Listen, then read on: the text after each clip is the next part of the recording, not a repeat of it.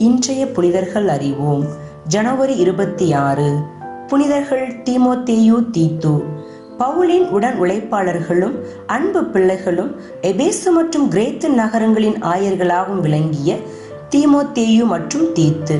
புனித தீமோத்தேயு கிறிஸ்துவை ஏற்றுக்கொண்டு மக்களிடையே நம்பிக்கையை ஏற்படுத்தவும் அந்த நம்பிக்கையை உறுதிப்படுத்தவும் தமது வாழ்நாளை அர்ப்பணித்தவர்தான் தீமோத்தேயு.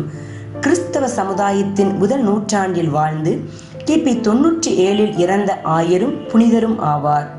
தீமோத்தேயு என்னும் பெயருக்கு கடவுளை போற்றுபவர், கடவுளால் போற்ற பெறுபவர் என்பது பொருள். புனித பவுலோடு பயணம் செய்து கிறிஸ்தவ மறையை போதித்தவர். புனித பவுலின் சீடராக இருந்தவர். புனித பவுல் எழுதிய கடிதங்களுள் 2 கடிதங்கள் தீமோத்தேயுக்கு எழுதப்பட்டவை. அவை 1 தீமோத்தேயு, 2 தீமோத்தேயு. புனித பவுல் தனது 2ஆம் தூதரை பயணத்தில் லிஸ்திராவுக்கு சென்றார்.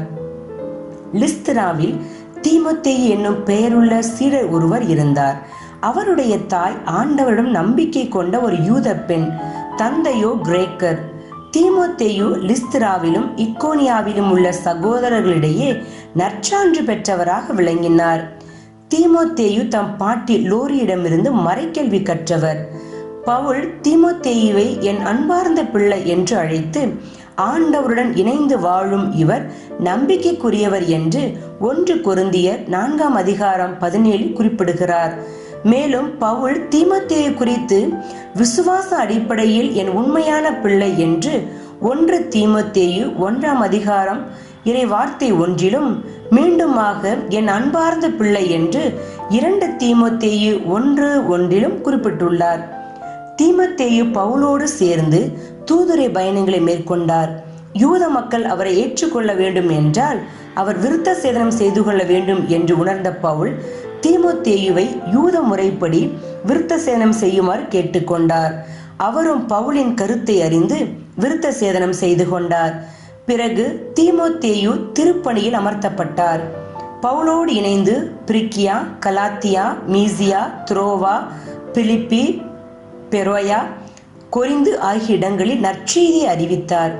தீமோத்தேயுவின் தாய் யூனிக்கி என்பவரும் பாட்டி லோயி என்பவரும் கடவுள் நம்பிக்கை கொண்டவர்களாய் இருந்ததால் அவர்களும் கிறிஸ்துவை அறிவிக்கும் பணியில் அவர்களுக்கு உறுதுணையாக இருந்தார்கள். தீமோத்தேயு சிறந்த விவிலிய அறிவு கொண்டிருந்தார். தீமோத்தேயுக்கு ஒருவித வயிற்று நோய் இருந்தது. அந்த நோயின் தாக்கம் குறைய தண்ணீர் மட்டும் குடிப்பதை நிறுத்திவிட்டு உன் வயிற்றின் நலனுக்காகவும் உனக்கு அடிக்கடி ஏற்படும் உடல்நலக் குறைவின் பொருட்டும் சிறிதளவு திராட்சை மதுவும் பயன்படுத்தி என்று பவுல் 1 தீமோத்தேயு 5:23 குறிப்பிடுகிறார். இதனால் பவுல் எந்த அளவு தீமோத்தேயு மீது அன்பும் அக்கறையும் கொண்டிருந்தார் என்பதை அறிய முடிகிறது. பவுல் தீமோத்தேயுவை கிபி 65ஆம் ஆண்டில் எபேசு சபையின் ஆயராக திருநிலைப்படுத்தினார். அங்கே தீமோத்தேயு 15 ஆண்டுகள் பணிபுரிந்தார். கிபி 97 தீமோத்தேயுவுக்கு 80 வயதான போது அவர் பேகனிய சமய கொண்டாட்டங்களை தடுக்க முயன்ற போது அவர்கள் அவரை தெருவில் இழுத்து கொண்டு போய் கல்லால் எறிந்து கொன்றார்கள். புனித தீத்து சிறந்த நிர்வாகி, செயலர், உடன் உழைப்பாளர், மறைப்பணியாளர், உண்மையான கிறிஸ்தவ விழுமியங்களால் நிரப்பப்பட்டவர், அமைதியை ஏற்படுத்துபவர், நம்பிக்கைக்கு உரியவர் என்பதை தமது செயலினால் காட்டி மக்கள் மத்தியில் மிகுந்த நற்பெயர் கொண்டிருந்தவர்தான் தீத்து. திருத்தூதர் பவுல் தீத்துவுக்கு எழுதிய திருமுகம் ஆயர் பணி திருமுகங்கள் வரிசையில் விவிலியத்தில் 1 தீமோத்தேயு 2 தீமோத்தேயுக்கு பிறகு இடம்பெற்றிருந்தாலும் தீத்து நூலே முதலில் எழுதப்பட்டது. இதன் காலம் கிபி 63. இதை பவுல் கொரிந்து நகரில் இருந்து எழுதினார். 3 அதிகாரங்களும் 66 வசனங்கள் மட்டுமே கொண்ட இந்த நூல் மிக முக்கியமான பல செய்திகளை நமக்கு தருகிறது. குறிப்பாக திருச்சபை தலைவர்களை நியமிப்பதிலும் அமைப்பை கட்டமைப்பதிலும் இந்த நூல் நமக்கு பெருமளவில் உதவுகிறது. தீத்து ஒரு பிறையின கிறிஸ்தவர். இவர் பவுலுடைய 3வது தூதரை பயணத்தில் இணைந்து கொண்டவர். யூத தாய்க்கு பிறந்த தீமோத்தேயு யூதர்களிடையே பணி செய்வதற்கு ஏதுவாக அவருக்கு விருத்த சேதனம் செய்தார். பிற இனத்தவரான தீத்துவுக்கு அவர் விருத்த சேதனம் செய்யவில்லை. விருத்த சேதனம் செய்யப்படாத நிலையிலேயே நற்செய்தி பணியில் தீத்து நுழைகிறார். பவுல் அந்தியோக்கியாவில் இருந்து எருசலேம் சென்றபோது தீத்துவும் அவரோடு இணைந்து பயணித்தார். பின்னாளில் அவர் கிரேத்து தீவில் ஆயராக பணியாற்றினார். அந்த காலகட்டத்தில் தான் பவுல் இந்த கடிதத்தை தீத்துவுக்கு எழுதுகிறார். கிரேத்து தீவு சுமார் 156 மைல் நீளமும் 30 மைல் அகலமும் கொண்ட ஒரு பெரிய தீவு. எருசலேமில் பெந்தகோஸ்தே நாளில் தூய ஆவியானவர் வந்திறங்கினார். அந்த நாளில் எருசலேமில் இருந்த யூதர்களில் பலர் கிரேத்து தீவில் இருந்து வந்தவர்கள். தீத்துவை குறித்து திருத்தூதர் பணிகளில் லூக்கா எதையும் எழுதவில்லை. ஆனால் பவுல் தனது கடிதங்களில் 13 முறை தீத்துவை குறிப்பிடுகிறார். பவுலின் மூலமாக இறைவனை ஏற்றுக்கொண்டவர்தான் தீத்து. அதன் பின் பவுலுடன் நெருக்கமாகிறார். 3 முறை பவுல் தீத்துவை கொரிந்து நகருக்கு அனுப்புகிறார் என்பதை விவிலியம் நமக்கு எடுத்துச் சொல்லுகிறது. கிரேத்து தீவில் பவுல் தான் முதலில் நற்செய்தி அறிவித்தார். அதன் பின் தீத்துவை அங்கே விட்டு சென்றார். காலம் செல்ல செல்ல அங்கே ஆன்மீகத்தின் வெளிச்சம் மங்கிக் கொண்டிருந்தது. அதற்கு என்ன காரணம் என்பதை பவுல் உணர்ந்து மக்களின் வாழ்க்கை முறை, தலைவர்களுடைய குணாதிசயங்களால் திருச்சபையை வலுவாக்க கட்டியெழுப்ப வேண்டும் என அவர் விரும்புகிறார். அதற்கான தெளிவான வழிகாட்டுதலாக இந்த கடிதத்தை எழுதினார்.